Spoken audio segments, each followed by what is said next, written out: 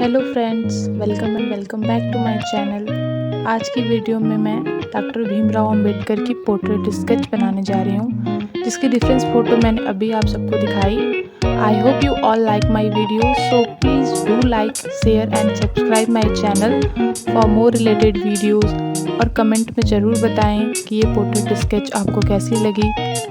So enjoy the video and thanks for watching.